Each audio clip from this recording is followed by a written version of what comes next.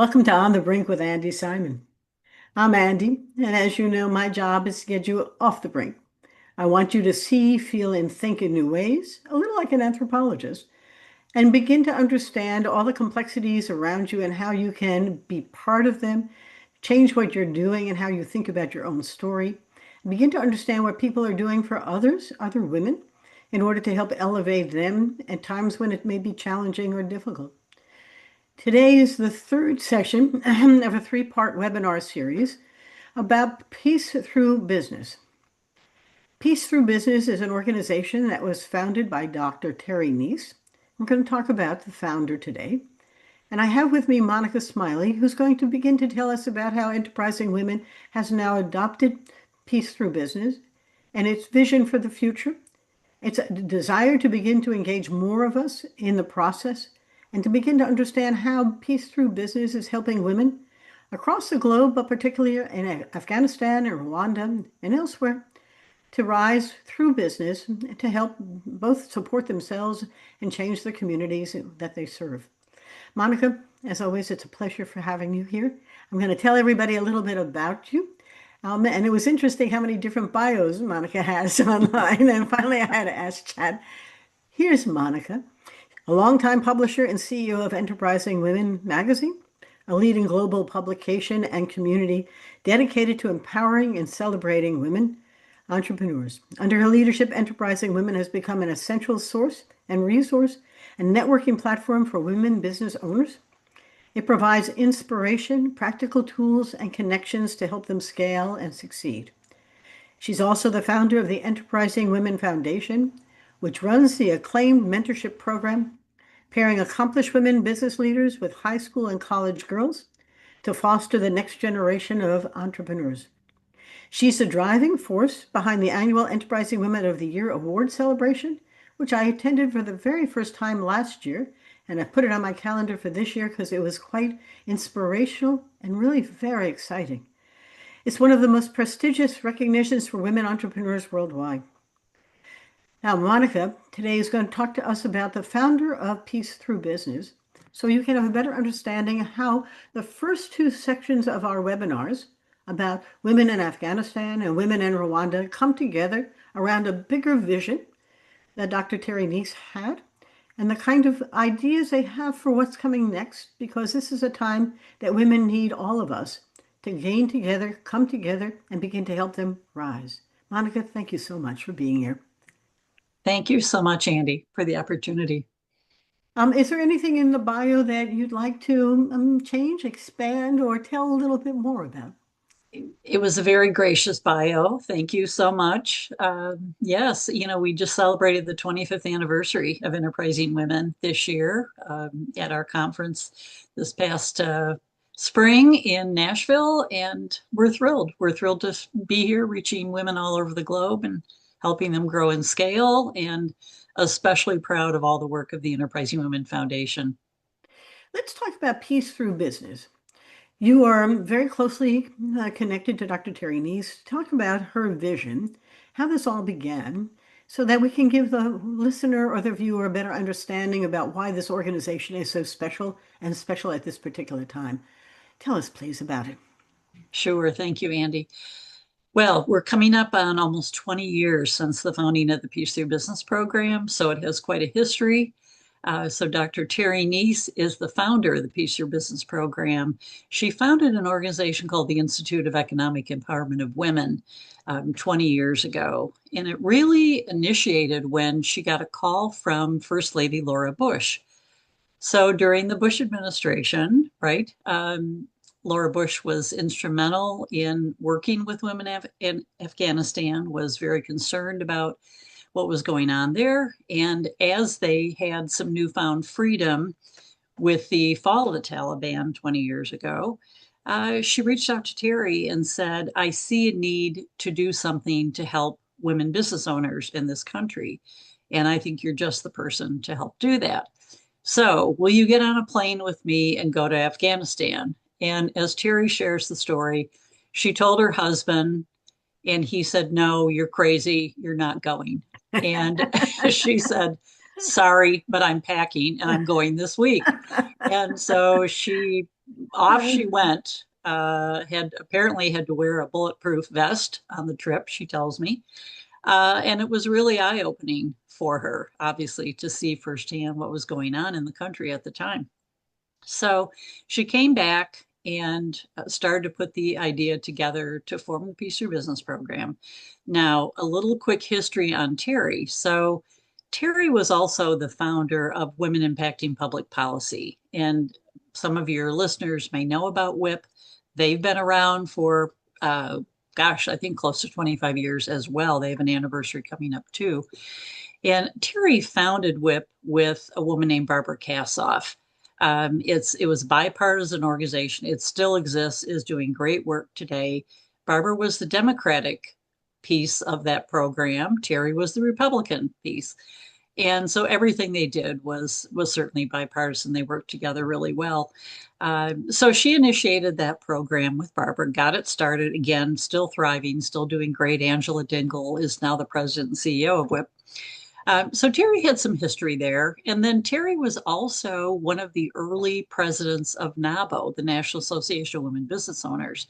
So she was involved in the famous HR 50/50 when that legislation was put forward to do things like help women to be able to get a credit card in their own name without their husband having to sign, et cetera. It established women's business centers, so many incredible things. So she was instrumental there with Virginia Littlejohn and Edie Frazier and some other incredible trailblazers. So Terry goes way back. She has that history. She's from Oklahoma, and I always smile when I say where. She's from a town called Cookie Town, Oklahoma. I don't know what the population is today, but it's like 12 or something. It's very low, and no stoplights, no stores. And in fact, she owns a family farm there. She just finished putting together, buying back pieces of property that had been sold off from the original family farm in rural Oklahoma. So she now owns something like 500-acre cattle farm now in Oklahoma. Just a fun, interesting fact about Terry. So I've known Terry for 25 years. I met her the year before I started Enterprising Women. I knew she was a leader in the women's business community. I reached out to her and said, "Hey, I'm getting ready to do this. What do you think?"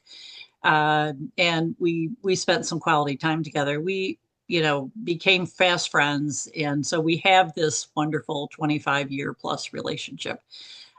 We were a partner in WIP early on. I've been a partner in everything she's ever done, I think. So appreciate having her in my life in that way.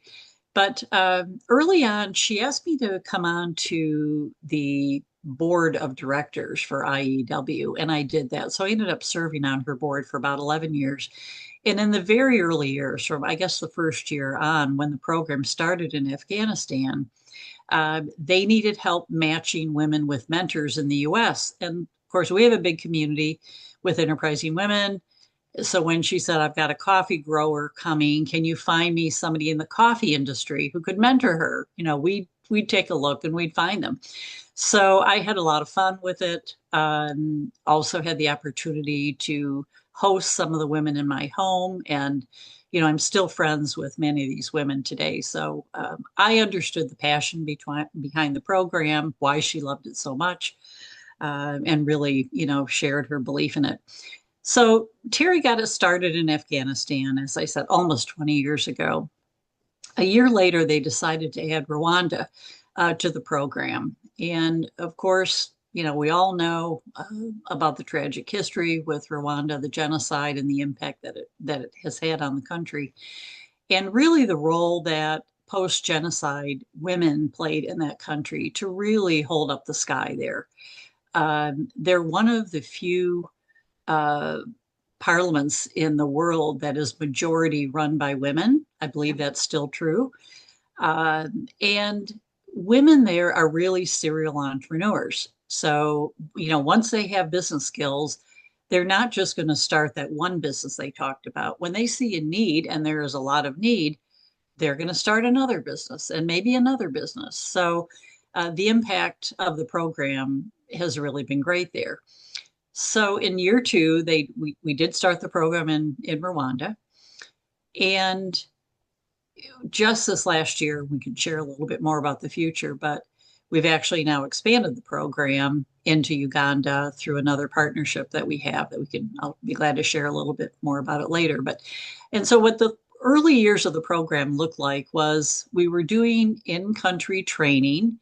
And back at that time in Afghanistan, we were doing it in person. And in fact, at one point, we were actually going out into the villages, which Wow. became quite dangerous to do. But we were really teaching it all over the country, but particularly in the major cities. And so the women were going through the training program, writing business plans, preparing marketing plans, being matched with mentors. And then we were selecting a group of 15 women from Afghanistan and 15 from Rwanda to come to the United States in the summer for additional leadership training. And in the early years, they actually came for 3 weeks, which was really a long time. And as the years went by, they shortened that a little bit just because it was a long time for the women to be away from their families and their Yeah. businesses. So they tightened that program up a little bit. But for a number of years, they were gone for 3 weeks. And it was like a mini MBA that they received. And then the last week of the program, they were matched with a woman in the US who had a similar business. And they actually stayed with the woman wherever she was in the US. Yeah. They went to her business every day with her. They reached out in the community and met other women. They tackled particular problems that the woman might have. Uh, and, just absolutely incredible opportunity for these women and equally impactful for all the women in the US who Yes. participated in the program. So that's really what the early years of the program looked like. In more recent years, Andy, since the fall of the country to the Taliban, we've had to move the program in Afghanistan to entirely virtual. Yes. Manesia, who is the program director for Afghanistan, was able to get out of the country. She actually happened to be in the United States when the country fell to the Taliban. And she tells an interesting story about getting a phone call that it was happening.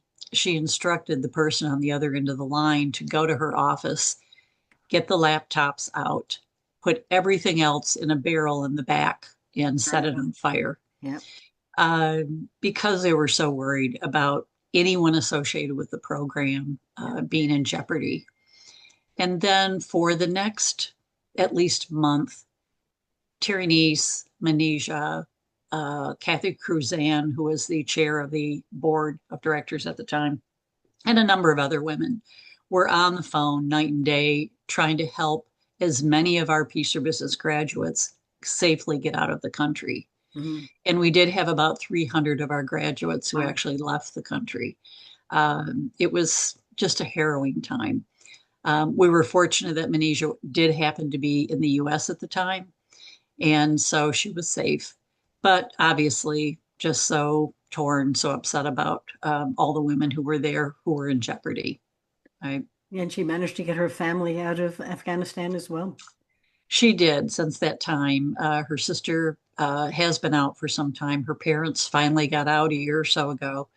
Uh, her father was a physician, Yeah. and just so many women who were leaders just had to leave. They just weren't safe. They had to get out. Yeah.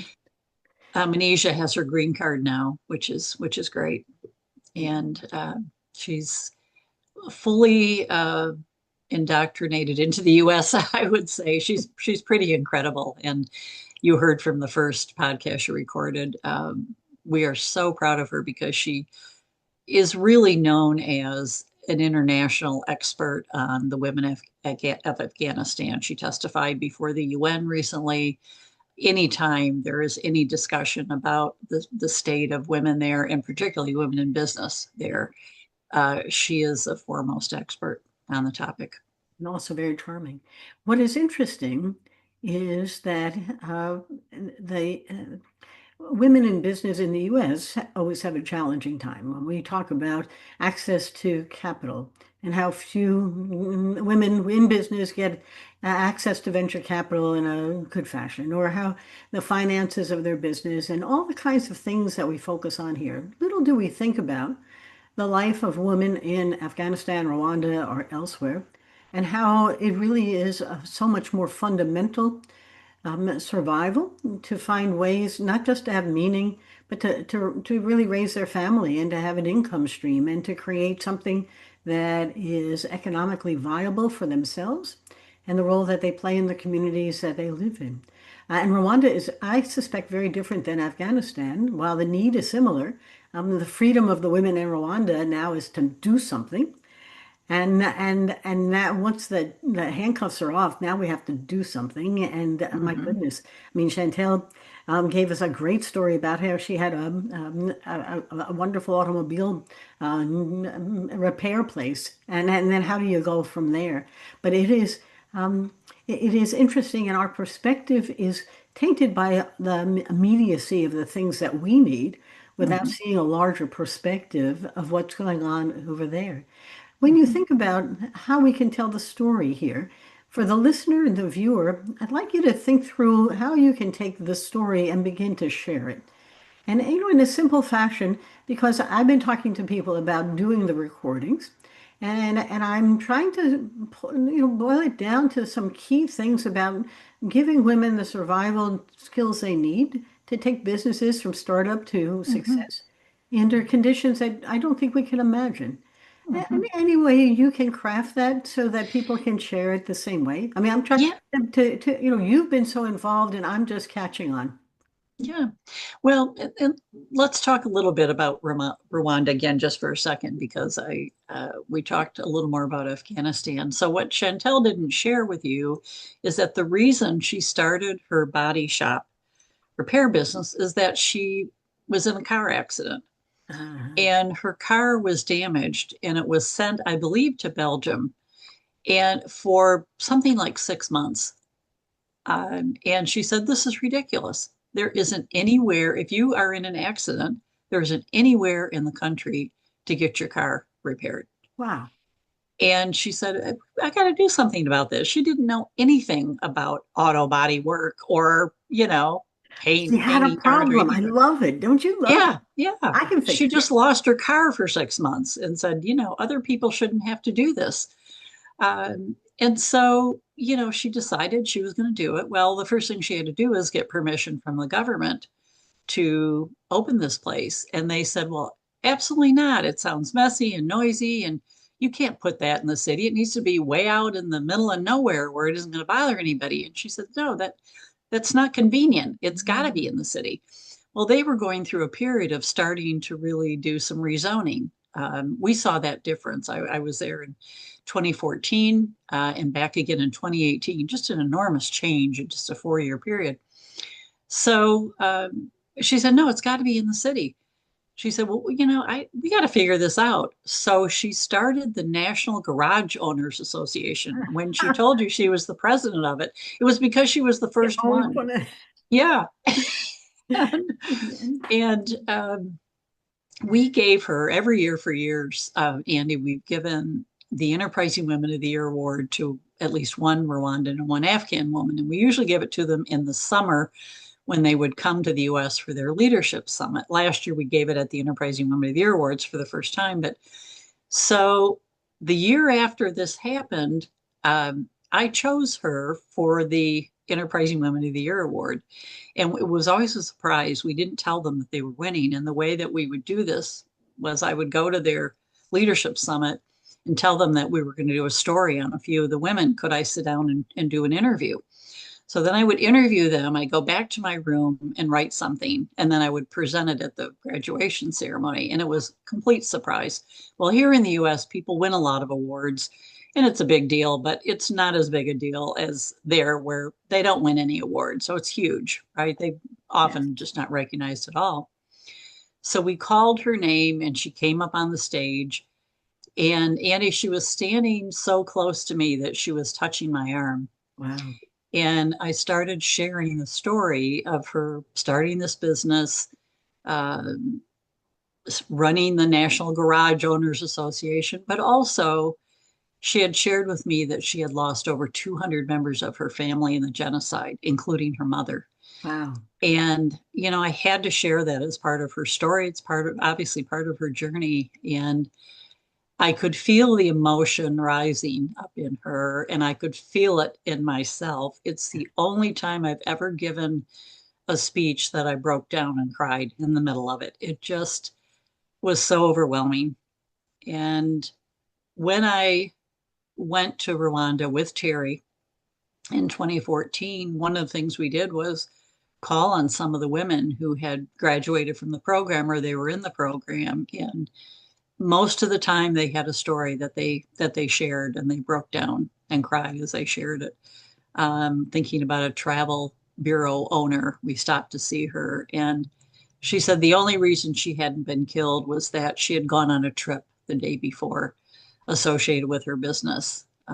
But she came back, and most of the rest of her family had been killed. So I mean, just so they're living with this history that is just inescapable. It's had such a profound impact. And post genocide, um, the government really told many of these women leaders what they needed to do. I mentored a woman and have maintained a close friendship with her for many years, a woman named Annette. And one of the things she said was, after the genocide, if you were educated and a leader of any kind in the country, you were assigned a job, and it didn't matter whether it was what you went to school to do. Yep. They told you what you were going to do because it was what the country needed to rebuild. Yes. And it had happened to her, it happened to her husband, everybody she knew, and you couldn't say no. It was just the way it was, right? So Chantel is a very powerful woman, and she has such a passion for the women in this program. She wants to give them those business skills that they need to really grow and scale their companies, but more than that, to really turn them into leaders Yeah. who impact their communities. And we have seen story after story of women who have not only started multiple businesses, but some of them have ended up running for government office. They've become ministers, in the cabinet. Peace Through Business is so well known in Rwanda that if you mention it anywhere, they just revere it, Don't you which love is it? why it's so important that we need to keep supporting it. We Yes. see the impact. I think you've made it come alive in the story of Chantel and also Manisha. I mean, these are women who have risen above terrible tragedies and are trying to help others. We often say as we rise, we lift others with us, and it becomes very much um, women helping women. But it's really helping society change and become more stable in a time that is very unsettling. And I don't know where Afghanistan is going, but I do know Manisha talked in our first podcast about how difficult it is for the women to do their jobs in the home, but they're trying. And they're trying to make their businesses survive and thrive, even though they can't necessarily be outside of the home and do it the way they would perhaps prefer to. And Mhm. it is fragile. What would you like from the listeners and the visit and the viewers to do? Because I think there's a call to act here that is both appropriate and I think quite inspirational. Monica, clarify for others, what is it that we can each do? Well, I think particularly in the environment that we're seeing right now, with so many cutbacks to foreign aid, I know Afghanistan had. I hope the number is the correct one, and it's a horrible number. But I just the other day I saw that we were withholding 1.7 billion in Wow. aid to Afghanistan. I, we'll have to fact check that, but they're not getting our support right now. And yet, what we see is the need is greater than ever. Yeah. As we look at the faces of these women who are joining our regular virtual training sessions, they are so hopeful and so resilient. And put yourself in your shoes. Would you be able to get out of bed in the morning? It would be really tough with the obstacles that they've had to overcome. And yet they're hopeful. They are trying to find a way to support their families, to educate their children. Um, under the most difficult of circumstances. And Andy had shared on the earlier podcast that we had women on that first virtual Zoom call who had been in federal jobs. One, I believe I told you, was a university professor, an economics professor. Yep. And she said, well, we can't work at the universities any longer, so we have no choice. The only thing I could do is start a business in my home. She was starting a bakery, had no background to do it, but was trying to figure it out and trying to figure out how she was going to make money doing it. Yep. So there's certainly women like that. Some of these businesses are admittedly very small, maybe home goods, products used in the home and so forth. But we also have seen women, for example, dried fruits and spices and so forth. That's a fairly big industry. Yes. And some of them have jumped into industries like that, learned what they're doing, and have really been successful with them over the years. So And I want to clarify that the program isn't a gig. It's not a one-shot weekend away, learn how to do a business. It's a much more scopy. So when we're thinking about investing in a program, describe for the listener or the viewer how big a scope it has, because it's really quite MBA-ish, as if this is really a training program that could transform these women in both places as well as elsewhere into very successful businesswomen. Please. yeah, well, it starts with an application process, and we receive many more applications than we have spots.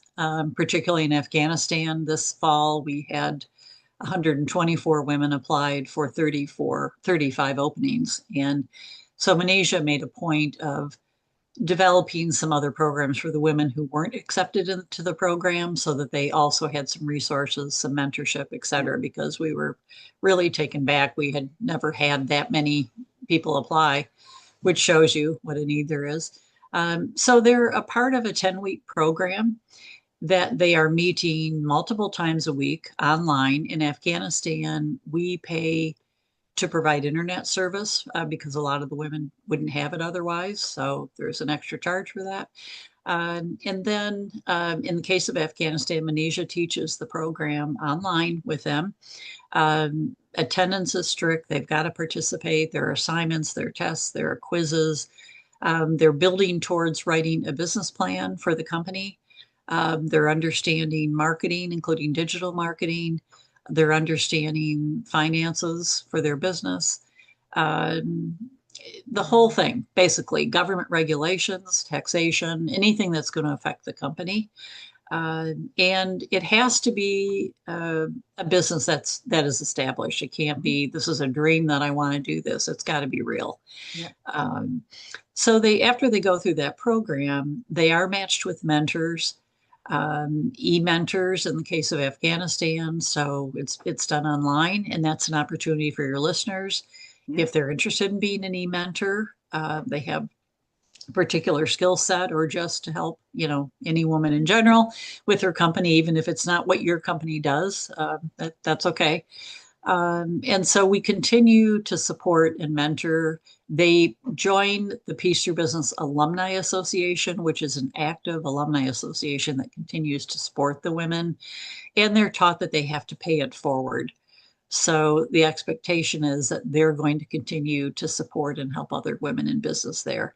And I know in Rwanda, the graduation ceremony that I attended in 2018 was in a hotel ballroom that was full. There were hundreds of women because it wasn't just the graduates, all the alumni came Yep. to congratulate, and all of their families came. So it was A big deal. major, and all the significant government figures were there speaking, and et cetera. So This is it's big. it's a big deal. Yes, it's a big deal. It really matters. I'm already thinking about several women I know who would be both good donors and excellent mentors. And the question is, how do you really build in their mind a reason for doing this that is immediate and can be Mhm, sustainable and inspirational as well as very effective for mhm, them? mhm. This is great. Go ahead. I was just going to say, I think it's a challenging environment right now for nonprofits to raise dollars, and there have been a lot of cutbacks, a lot of grants that used to be there that aren't there. So we're working extra hard to keep funding the program, and any donations of any size, are valued. They're important. Chantel and Manesia are not volunteers, they are paid. So we need to keep them paid. We need to support everything that they're doing. And it takes some dollars to do that. We also last year had a delegation of 22 women who came from the Peace Through Business delegation to the Enterprising Women of the Year conference. We flew them in early and they had their own meeting first so we could focus on some things that they especially wanted to address. Then they joined the rest of the Enterprising Women conference so that they could get some next level training and to meet women entrepreneurs from the US and around the world who were there. And some fabulous alliances have come out of that. I know you mentored the last day of the program. We had a number of women from the Enterprising Women Advisory Board who stepped up and mentored the last day that they were there. So, that's a program that requires some funding as well, Yes. just to support them. Well, I think we should wrap us up. I do want to acknowledge Dr. Terry Neese as being an inspiration for all of us. And Monica conveyed her role in this, but she's a beautiful woman, and this is in her spirit that we're looking for women, perhaps some men as well, who want to help women in Afghanistan, Rwanda, and really around the world rise and use business as a way to build themselves, their families, their communities in peace. And I don't think peace through business is an inappropriate word to use here because it is at a time where everything is fragile and it's hard to find it. I am honored to have done this today as part of the On the Brink with Andi Simon podcast. And we'll be sending this out to many people and inviting others to come in. And if you're watching it during our streaming event, it's a pleasure to have you here. Thank you for coming and take the story and keep spreading it because unless we endorse it and spread it, it will be always searching for folks who can help it rise. And I do think it's a time of great collaboration that women can help women in all kinds of ways. So I thank you. Thank you, Monica, for being here. And I'm going to say goodbye to all of you who come to our podcast. And I thank you for participating today and endorsing us. Shall we say goodbye? Thank you, Andi. It's been a pleasure.